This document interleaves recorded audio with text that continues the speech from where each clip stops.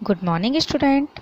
आज हम हिंदी का चैप्टर नंबर 7 सिक्के की आत्मकथा पढ़ेंगे। इस पाठ में लेखक ने सिक्के के महत्व को बड़ी सरलता से दर्शाया है।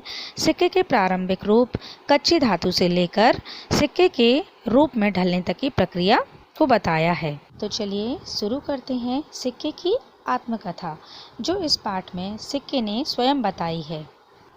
सिक्का कहता है कि मेरे इस मनमोहन रूप के पीछे एक लंबी कहानी है, जिसे मैं आप सभी को सुनाना चाहता हूँ कि मैं पहले इस रूप में नहीं था जैसा अभी हूँ, बल्कि पहले मैं अपने अयस्क मतलब कि कच्ची धातु के रूप में धरती के नीचे रहता था।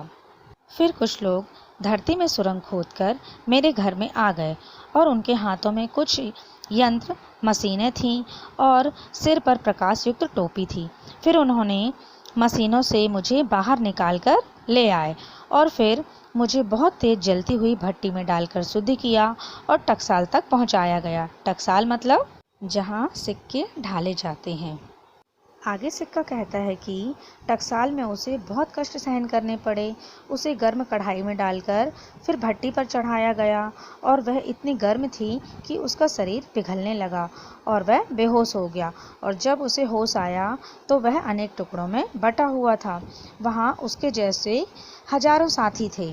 फिर सिक्का बताता है कि उसकी विश्वसनीयता और पहचान के लिए प्राचीन समय में मतलब पुराने समय में राजाओं ने सिक्के के एक ओर अपने राज्य की मुद्रा तथा दूसरी ओर उसका सिक्के का मूल्य अंकित किया।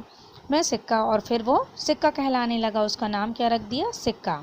अब वह अपने वैभव और सम्मान के लिए कभी सोने चांदी में उसे ढाला जाता, कभी तांबे का बनाया जाता और अन्य धातुओं के मिश्रण से भी उसे बनाया जाता था। और भारतीय इतिहास में बताया है कि एक राजा था जिसने तो अपनी पहचान के रूप में चमड़े के सिक्के चलवा दिए थे। और वो राजा कौन था?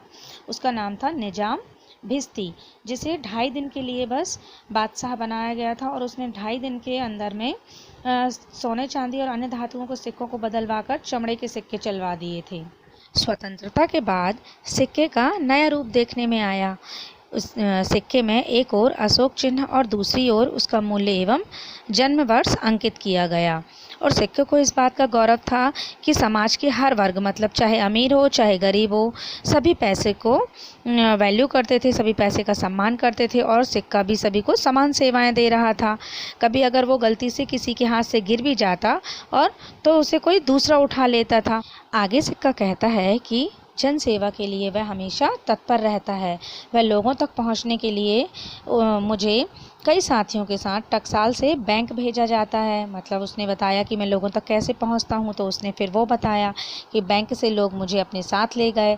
घर पहुंचते ही एक नन्ही सी गुड़िया ने अपने पिताजी से उसे मांग लिया और फिर गुड़िया ने पेंसिल खरीदने के लिए उसे किसे दे दिया? एक दुकानदार को दे दिया।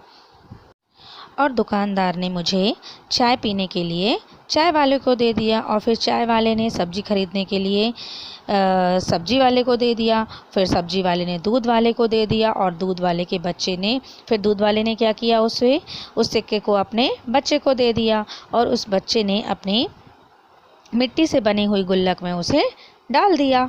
अब आगे सिक्का कहता है कि गुल्लक में मैं अपने साथियों के साथ में था।